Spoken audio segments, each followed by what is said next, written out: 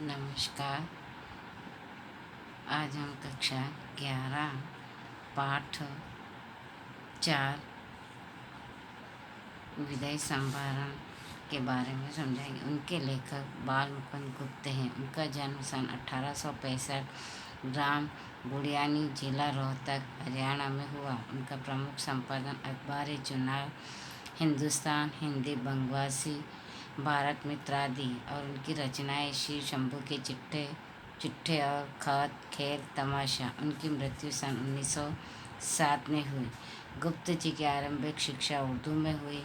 बाद में उन्होंने हिंदी सीखी और आधुनिक हिंदी साहित्य को स्थापित करने वाले लेखकों में से एक थे। बाल मुकुंद गुप्त राष्ट्रीय नवजागरण के सक्रिय पत्रकार थे। उस दौर के अन्य पत्रकारों की तरह वे साहित्य सृजन के भी सक्रिय रहे। पत्रकारिता उनके लिए स्वाधीनता संग्राम का हथियार थी। यही कारण है कि उनके लेखन में निर्भीकता पूरी तरह मौजूद थी। साथ ही उनमें व्यंग्य विनोद का भी पुट दिखाई पड़ता है। उन्होंने बांग्ला और संस्कृत की कुछ रचनाओं के अनुवाद भी किए। वे शब्दों के अद्भुत पारखी थे और शुद्धता को लेकर उन्होंने महावीर प्रसाद द्विवेदी से लंबी बहस भी की और अनेक शब्दों पे उन्होंने बहस चलाई। विदय संभारण उनकी सर्वाधिक चर्चित व्यंग्य कृति शिव शंभू के चिट्ठे का एक अंश है। इस पाठ में वायसराय कर्जन, जो 1899, 1904 एवं 1904-1905 तक 2 बार वायसराय रहे, के शासन में भारतीयों की स्थिति का खुलासा करता है। कहने को उनके शासनकाल में विकास के बहुत सारे कार्य हुए, नए नए आयोग बनाए गए, किंतु उन सबका उद्देश्य शासन में गोरों का वर्चस्व स्थापित करना एवं साथ ही इस देश के संसाधनों का अंग्रेजों के हित में सर्वोत्तम उपयोग करना था। हर स्तर पर कर्जन ने अंग्रेजों का वर्चस्व स्थापित करने की कोशिश की। वे सरकारी निरंकुशता के पक्षधर थे, लिहाजा प्रेस की स्वतंत्रता तक पर उन्होंने प्रतिबंध लगा दिया। अंततः कौंसिल में मनपसंद अंग्रेज सदस्य नियुक्त करवाने के मुद्दे पर उन्हें देश विदेश दोनों जगहों पर नीचा देखना पड़ा। क्षुब्ध होकर उन्होंने इस्तीफा दे दिया और वापस इंग्लैंड चले आए। और जब प्रेस पर पाबंदी का दौर चल रहा था, ऐसी स्थिति में विनोद प्रियता, चुलबुलापन, संजीदगी, नवीन भाषा प्रयोग एवं रवानगी के साथ ही यह एक साहसिक गति का भी नमूना है।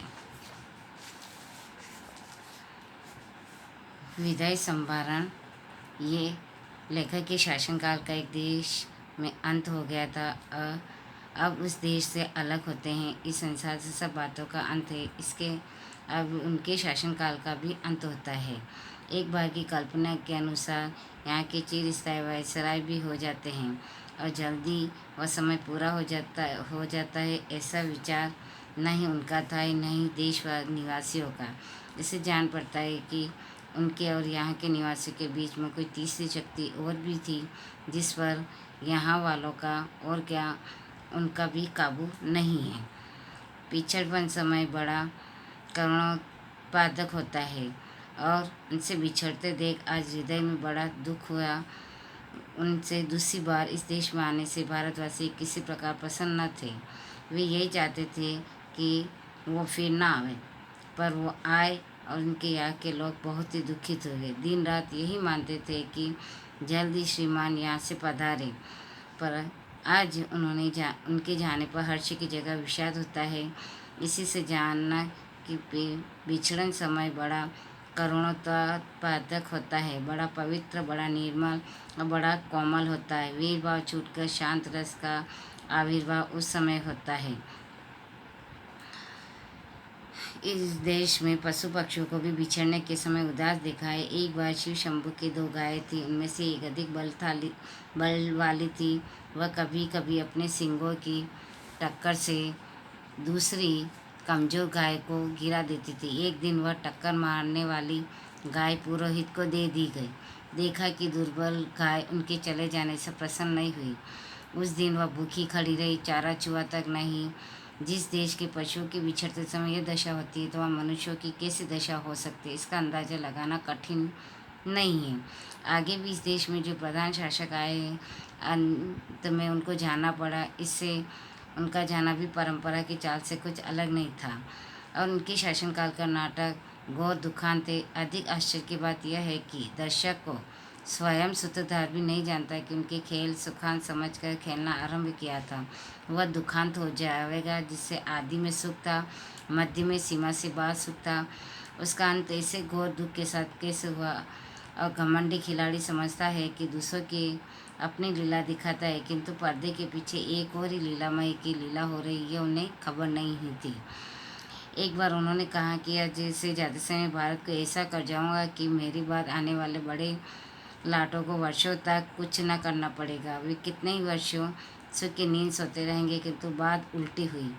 उनको स्वयं इस बार पर बेचैनी उठानी पड़ी। उस देश से जिसे अशांति आप फैला चले, उसे मिटाने में उनके पद पर आने वालों को न जाने कब तक नींद और भूख हराम करना पड़ेगा। इस बार उनके अपना बिस्तरा गरम राख पर रखा और भारतवासियों को गरम तवे पर पानी की बूंदों की भांति नचाया और स्वयं भी खुश न हो सके और यहाँ की प्रजा को सुखी न होने दिया। इनका लोगों के चित्त पर बड़ा ही दुख है।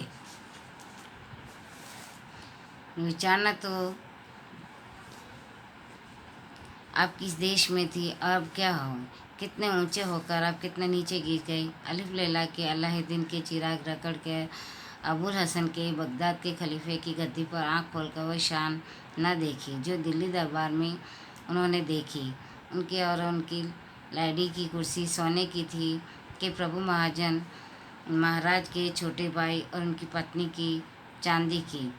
दाहिने वो बैठते थे, बाएं आप प्रथम में थे, दूसरे इस देश के सब रईसों में आपको सभी सलाम करते थे और बादशाह के भाई को पीछे। जुलूस में भी आपका हाथी सबसे आगे और सबसे ऊंचा था और इस देश में आप ही एक ऐसा दर्जा था, किंतु देखते ही जंगी लाट के मुकाबले में आपकी पटकनी खाई सिर के बल नीचे आ रहे।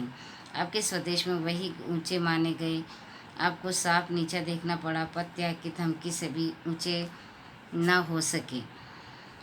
इस इस्तीफा देने की धमकी ने प्रकाश कर दिया कि जड़ हिल गई है। अंत वहाँ भी आपको दिवालिया होना पड़ा और धीरता गंभीरता के साथ दृढ़ता को भी तिलांजलि देनी पड़ी और आपके इशारे में प्रलय होती थी। कितने ही राजाओं के मठों के खिलौने की भांति आपको तोड़ फोड़ डाला। कितने ही मट्टी काट के खिलौने आपकी कृपा के जादू से बड़े बड़े पदाधिकारी बन गए और इनके इशारे से एक देश की शिक्षा पायमाल हो गई, स्वाधीनता उड़ गई, बंग देश के सिर पर आरा रखा गया। इतने बड़े माई लॉर्ड का यह दर्जा हुआ कि फौजी अफसर उनके इच्छित पद पर नियत न हो सका और उनको उसी गुस्से के मारे इस्तीफा दाखिल करना पड़ा। वह भी मंजूर हो गया। उनका रखा एक आदमी नौकर न रखा, उल्टा उन्हीं को निकल जाने का हुक्म मिला। जिस प्रकार आपको बहुत ऊंचे चढ़कर गिरना यहाँ के निवासियों को दुखित कर देता है, गिर कर पड़ा रहना उससे भी अधिक दुखित कर देता है और आपके पद छूट गया तथा तो पीछा नहीं छूटा। क्लर्क जिसे नौकरी छोड़ने के लिए 1 महीने का नोटिस मिल गया था, वही नोटिस की अवधि को बड़ी घृणा से काटता है और ये आपके अपने पद पर रहना कहाँ तक पसंद है ये आप ही जानते होंगे। उनकी दशा आपके जी कैसी घृणा आती है, इस बात के जान लेने का इन देशवासियों को अवसर नहीं मिला, पर पतन के पीछे इतने उलझन में पड़ते उन्होंने किसी को नहीं देखा। एक बार अपने कामों की ओर ध्यान दीजिए। आप किसी काम को आए थे और क्या कर चले। शासन प्रजा के प्रति कुछ तो कर्तव्य होता है और निश्चित है आप मानते होंगे। कृपा करके बताइए। और प्रजा के साथ पालन न कर सके, आंख बंद करके मनमाने हुक्म चलाना, किसी को कुछ न सुनने का नाम ही शासन है और न देना, उनको दबाकर उनकी मर्जी के विरुद्ध जिद से प्रजा सब काम किए चले जाना ही शासन कहलाता है। एक काम तो ऐसा बतलाइए जिससे आपकी जिद छोड़कर प्रजा की बात पर ध्यान दिया है। कैसर और जार भी घेरने घोटने से प्रजा की बात सुन लेते हैं, पर आप एक मौका तो बताइए जिसमें किसी का अनुरोध प्रार्थना सुनने के लिए प्रजा के लोगों को आपने अपने निकट फटकारने दिया, उनकी सुनी जो नादिर ने जब दिल्ली में कत्लेआम किया तो आसिफ शाह के तलवार गले में डालकर प्रार्थना करने पर उसे कत्लेआम उसी दम रोक दिया। इस तरह 8 करोड़ प्रजा के गिड़गिड़ाने विच्छेद न करने की प्रार्थना कर आपने जरा भी ध्यान नहीं दिया था।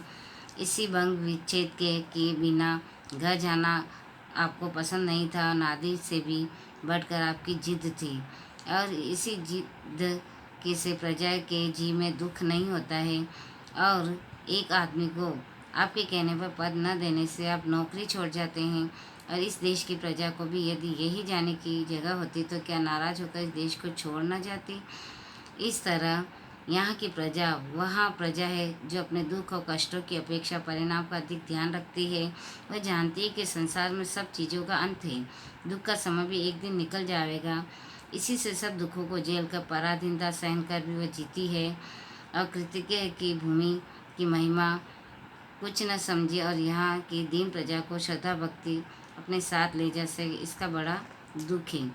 कभी आपके प्रजा का नाम आपके मुंह से निकल जाया करता था।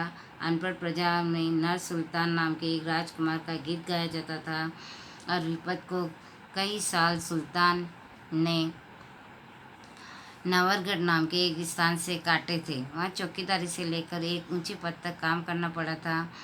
जिस दिन घोड़े पर सवार होकर उस नगर से विदा होता है, नगर द्वार से बाहर आकर उस नगर को जिस रीति से उसने अभिवादन किया था, उनकी आंखों में आंसू भरकर कहने लगा, प्यारे नवरगढ़, मेरा प्रणाम ले। आज मैं तुमसे जुदा होता हूँ, तू मेरा अन्नदाता है। अपनी विपद के दिन मैंने तुमसे काटे हैं।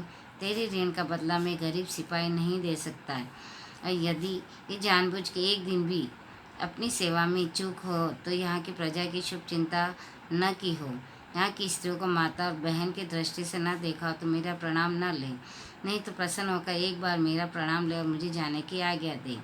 इस तरह प्रजा में जिसे राजकुमार का गीत गाया जाता है, उसके देश से आप भी चलते समय उस संभाषण करेंगे कि आप कह सकते हैं कि अभागे भारत, मैंने तुमसे सब प्रकार का लाभ उठाया, तेरी बदौलत ये शान देखी। ये जीवन में असंभव, तूने मेरा कुछ नहीं बिगाड़ सका, पर मैंने तेरे बिगड़ने में कुछ कमी न की। संसार के सबसे पुराने देश, जब तक मेरे हाथ में शक्ति थी, तेरी भलाई की इच्छा मेरे जी में न थी। अब तू शक्ति नहीं है जो तेरे लिए कुछ कर सकूं, पर आशीर्वाद करता हूँ कि तू फिर उठे, अपने प्राचीन गौरव और यश को फिर से लाभ करे, मेरे बाद आने वाले तेरे गौरव को समझे।